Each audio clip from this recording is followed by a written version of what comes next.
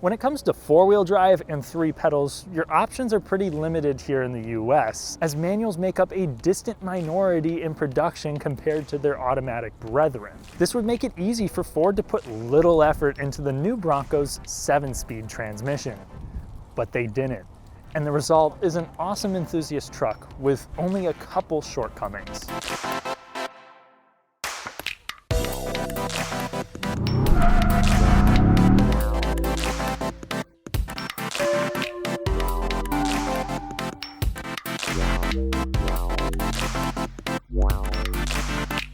If you enjoy detailed, fun reviews on cars from every category, new and old, consider subscribing to the channel and hitting the bell. That way I can make this my long-term career and you get quality automotive content. Thank you. Now back to the video. This review is going to be dedicated to the manual transmission Bronco. I'm going to highlight some of the coolest features and options, and then I'm going to take it out and see how it alters the personality of this truck. So it's going to be a really fun time. Now to start with, this is a Badlands trim. You're going to have 4 trims that you can get the stick shift with. It's going to be the base, the Big Bend, then the Black Diamond, which is the more basic off-road package, and then the Badlands, which is the more hardcore off-road package. Now all of these trucks will come standard with LED headlights, which is great, but you can get this sick signature LED package that comes standard on the Badlands and is optional on the Big Bend. It really draws more attention to the already distinctive lines of the Bronco. I'm not going to talk too much styling here, but I think they absolutely nailed this thing. However, the one thing I would change is the badge on the side that indicates which trim level it is. I wish from the factory they did something other than the sticker, which is now located on the inside of the trunk here. For 2022, Badlands and Black Diamond buyers will have a powder-coated steel bumper that comes with fog lights integrated. 21s do not get the fog lights. This is still a pretty heavy-duty metal bumper, and it definitely looks more tough than what you get on the base and Big Bend. Badlands and Black Diamond owners also get full underbody bash plates and rock rails on the side as well. If you're going to take this thing off-road, you're probably going to want to know the tire size. If you go with the base model, you're just going to have 30-inch tires. If you go with the Big Bend or Black Diamond, you'll have 32s. However, the Badlands gets 33-inch KO2s. This one actually has the available beadlock capable rims as well, which is cool that you can get that without opting for the full-blown Sasquatch package, which for 2022 is going to be available on your manual transmission trucks. That is going to get you oversized fenders, 35-inch tires, a 4.7:1 final drive ratio, a upgraded Bilstein suspension system, which comes standard with the Badlands trim as well, along with front and rear locking differentials, which the Badlands also has. And the tires assist greatly in ground clearance, as the base has about 8.5 inches compared to the Sasquatch with 11.6. This one has the optional tow package. All Broncos will come with a max towing capacity of 3,500 pounds. Now this truck has a couple thousand miles on it, and it has a few minor upgrades, like these tow hooks and these rigid industry lights, which actually are hooked up to the Bronco's available auxiliary switches, which again come standard here on the Black Diamond and Badlands. Plus, it wouldn't be a Bronco review if I didn't point out these trail sights, which function as tie-down points and help you figure out where the end of the hood is. A very helpful function indeed, as the Bronco and its hood are massive. This truck is almost 80 inches wide and stands at about 6'3" in this spec. As with the Wrangler, you can get the manual with the same door and top configurations as the automatics. One of my favorite things about the Bronco and the 7-speed manual transmission is actually not really about the transmission itself, but more so about the options available for it. A lot of vehicles out there force you to get the most loaded up version to get the manual, or the most base version. With the Bronco, you can technically get a $30,000 model with the stick shift, or you can load one up like this with the Luxe package and have it be well over $50,000. Which is another thing I should mention. You're gonna have 3 different kinds of luxury packages, and all again will be available with the manual. That's your mid, your high, and your Luxe, which includes things like a 360 view camera. Mid-package buyers will get a cool proximity lock and unlock function. While some in the past have commented things on my manual car reviews like, "They don't offer proxy keys with the manual because manual buyers know that it's stupid. Helpful features, psh, don't even give me the key, I'll just figure it out." If an automaker fails to offer certain features or configurations on the manual model, the people who are on the fence about getting the shift it yourself option will probably just get the automatic, potentially threatening the entire existence of the stick model. So even though I would probably spec one of these as base as I could, or maybe in a black diamond, I still commend Ford for offering all of these features here, and it does make for a pretty cool interior. But before we hop in, I want to note one of my grievances and many others, the windows, which are cool because they're frameless, but they require the window to come down a little bit, and they just seem kind of flimsy and another thing to break. But the pro of this is that it's really easy to take off the doors. You can get these very expensive bags to store them in, and since the mirrors are located on the body, you still have access to those when you're in full convertible mode.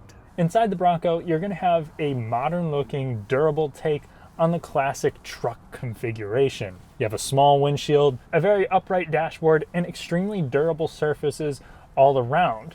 They're not the most high quality feeling. You're not going to find any materials in here that scream $50,000 plus truck, but they aren't really disappointing. You'll have soft touch where your elbows rest. If you get the big bend and up, you'll have a leather wrapped steering wheel. The Badlands will have a few orange color cues here and there. The Black Diamond will have blue ones. For the most part, everything's a rubber or a plastic, or it has a vinyl feel to it, but I don't really mind that in this type of vehicle. In fact, the Black Diamond and Badlands get an awesome rubberized floor with drain plugs too, which I think is exactly what owners are looking for in this type of vehicle, since it's going to be noisy on the road anyway, especially with the soft top. Most people getting a stick shift are going to end up with the 8-inch touchscreen down here. Only Badlands with the High or Lux package will be able to get this massive 12-inch screen, which does provide a more snappy response, has a better resolution, and just feels more expensive. But all of them will have Apple CarPlay and Android Auto. All of them have Ford Sync 4, which is a great system. So I really don't have any complaints on either. However, one of the biggest reasons why I would really consider the Badlands with the Lux package here is the sound system. Everyone else is going to get a 6-speaker system that really is just subpar, especially when noise levels are high on the freeway. The Bang & Olufsen system of the Lux package, though, has much more power, is much more crisp at higher volumes, and is clearly superior. I really wish Ford offered it as a standalone option so you could get it without spending like 50 grand. I'm sure you can upgrade lower models yourself. Big Bend and Black Diamond offer the mid package that will also gain dual zone automatic climate control, and those HVAC dials, buttons, and toggles feel nice and satisfying. Mid buyers also get heated front seats, which will be cloth on base in Big Bend, whereas a marine grade vinyl will come on the Black Diamond and Badlands, with a power leather seat option there on the latter, but I enjoy the vinyl seats of my Tester. It has a durable feeling to it, and there's not too much bolstering on any of the seats, but the lumbar adjustment, which comes on all of them, is a really nice addition. All trucks will have a digital gauge cluster and can show you various details about the truck and its current status. It's not the most in-depth thing out there, but I do appreciate the physical speedometer there just in case some other things go haywire in the future. You'll notice going from an automatic to a manual, the layout down here is really different, but I actually kind of prefer it, especially here with the wireless charger of the Lux package. Let's sum the interior up. It's spacious with fit and finish that won't impress anyone, but Ford at least paid attention and gave buyers durable materials, cool touches, and tech that is intuitive and also not overbearing, to the point that this truck actually has an analog feel to it. The back seat can accommodate 6'3" me, even if I'm sitting behind myself. Two-door buyers also have good space in the back seat. You just lose the middle seat and access to the back is heavily compromised. Trunk space is good for the 4-door and better than I expected with the 2-door, but it's still pretty short on length as you'd anticipate. Really, the interior almost impressed me the most when it came to the new generation of Bronco. But the thing that caught me the most off guard was how freaking great this manual transmission is.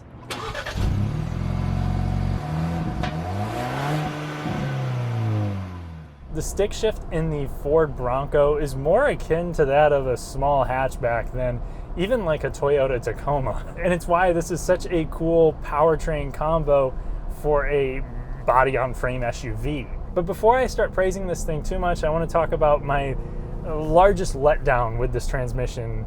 And really, that's that you can't get it with the more torquey 2.7 liter V6. That one only comes with the 10-speed automatic transmission. So with this 7-speed, you're going to have a 2.3 liter EcoBoost engine as standard. Obviously it's turbocharged, it's direct injected only. It doesn't have the dual injection technology of the 2.7 liter V6. Highway pulling power of this 2.3 liter is excellent, as is acceleration. This is a good engine. Don't be afraid to get this. It makes 300 horsepower on premium. Those numbers drop to 275 if you throw it on regular, which it's perfectly fine with doing, and most people will just throw that in. Today, we got it on premium. And why, may you ask? Well, because I want to do a 0 to 60 and I want to see if I can beat the automatic with this. In the automatic, you're going to have 3.73 gearing or 4.27 if you get the locking rear diff. I tested one with the 427. The manual transmission is going to have a 4.46 to 1 final drive ratio as standard. However, you get the 4.7 to 1 final drive ratio of the Sasquatch with the Badlands. Now, I've been calling this a 7-speed manual transmission, which it is, but the first gear is actually not the first gear. It's the crawler gear. So you can basically have an insane, I believe, 95 or 96 to 1 crawl ratio, which is far better than the automatic and really just absurd. And with that 4.7 final drive ratio, it's going to make this 0 to 60 rather interesting. Now for this test, I'm going to shut off traction control, and I'm also going to shut off the climate control.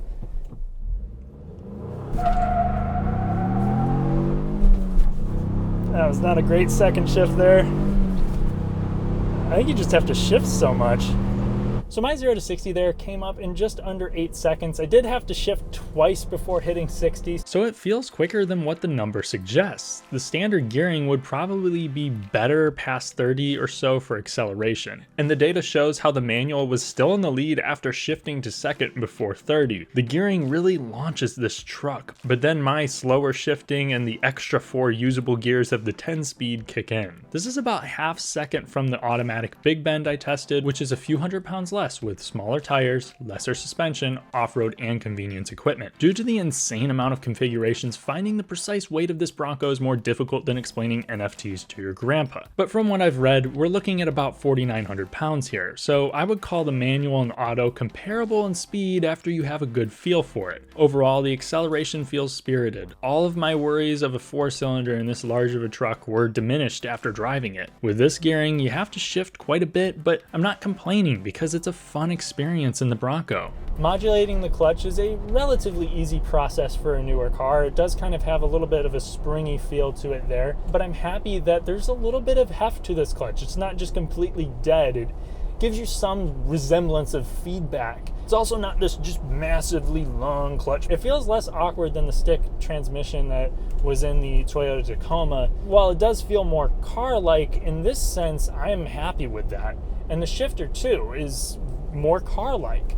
It's not mushy or rubbery, and there's a little thunk whenever you go into each gear. It's pretty satisfying. Again, it doesn't offer a ton of feedback there, but it feels tight and precise, which is something that I have never associated with the manual transmissions in any trucks. The shift throws are long enough to give you a substantial experience, yet they still feel short for the class. For me, this is the best all-around manual experience from a four-wheel drive SUV I've ever had. Okay, I did drive an old CR-V with a manual and that was pretty fun, but this easily dominates the new US market. The rack and pinion steering is quick with a direct feeling that a Jeep could only dream of. Plus, the independent front suspension makes the front end confident. Body control around corners is also great, and comfort is excellent too for this type of truck. It avoids feeling bouncy like a normal body-on-frame SUV. It still feels a little jittery, but it's far from a pain to drive. Watch my full review for my comprehensive driving thoughts. Since I'm in the Badlands today, I have a different Bilstein position-sensitive suspension. This suspension was not designed for on-road performance,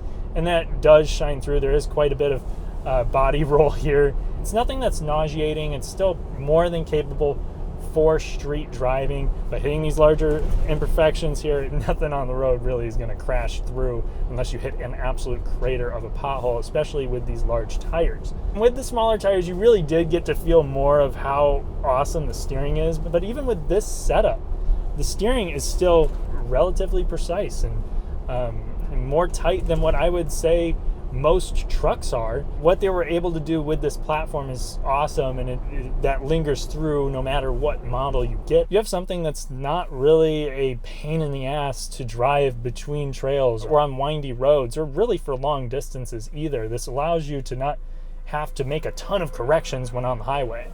And while I can hear some people saying already, oh, I want my truck to drive like a truck, it still feels like a truck. This is still body on frame. It doesn't hide that. It's not like the steering is from a sports car. If it had too quick of steering, the thing would be dangerous at speed, because there's still enough body roll where you could get in a hairy situation rather quick. Now, one thing that isn't good is the noise, especially with these KO2s on here. It does have more tire noise. Now, it's not going to be that that you get with like all these modified Jeeps and stuff where you can hear them, 2 blocks away from your house. If you're looking for something that you're going to take on the highway a lot, the less aggressive tires of the other trims will be a better bet, and the hardtop should help a little too, but none of these are going to be particularly quiet. Smaller tire trucks also have a big edge in gas mileage. When it comes to driving aids, you get similar stuff to the automatic, things like blind spot with the mid pack or adaptive cruise on the Lux, and all come with emergency autonomous braking. When it comes to off-road features, manuals still get drive modes that mostly play with the transfer case and throttle response. A rear locker is available for each trim, although, and correct me if I'm wrong, I believe you have to go Sasquatch to get it on the base. It's standard on Black Diamond and Badlands. The Badlands is going to have it all. Front and rear locking differential. It's only trimmed to get the stabilizer bar disconnect, which can work mid-obstacle. But if you get the manual transmission, you won't be able to get that cool trail turn assist, which breaks the inner rear wheel to help you take really tight corners off-road. Still, they do give you the availability of that on-demand all-wheel drive system, which is a nice feature to have, especially if you're in the Midwest where you're on highways and it might just start snowing, and there might just be ice or whatever. But perhaps the best off-road feature offered on the Bronco comes standard on all manuals, and that is the crawl gear. I have a little 8-degree slope here that's covered in gravel and a little bit of mud. It's obviously nothing crazy, and it's not going to test the traction of this. But I'm going to throw it into the crawl gear here, 4 low. And I am not touching the gas at all. My foot is off the clutch.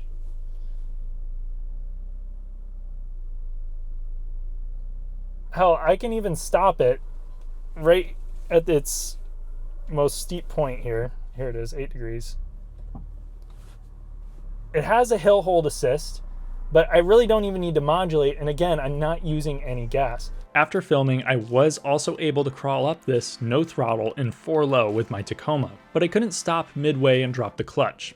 This kind of crawl ratio is extremely practical off-road, and that's why I think if you're an off-road enthusiast, choosing the manual transmission here is actually the best route to go. And to top it all off, predicted reliability is looking decent. The 2.3 liter EcoBoost has proved itself so long as you do regular oil changes. GetRag is usually trustworthy and makes the 7-speed transmission, but they did make a fumble with the Mustang from years 2011 to 2019, and they did also severely screw up when helping Ford with the PowerShift DCT. There were a few quality control issues, like a whistle at speed and leaky tops when this was first released, and a few have reported lingering rattles. Other than that, I can't comment too much on Bronco reliability because this is an all-new model, but the powertrain seems strong here, so I have high hopes for dependability. Briefly, price. If you order one or wait God knows how long, you could get this for a reasonable retail price like this owner who reserved it in July 2020 and got it in October. The MSRP here feels right for what you get, but right now, $20,000 over MSRP is typical. Overall, this is one of my favorite vehicles to come out in a long time. I have yet to run into a compromise with the manual transmission truck outside of no 2.7 liter, but after some reflection, I think I would have chosen this spec anyway.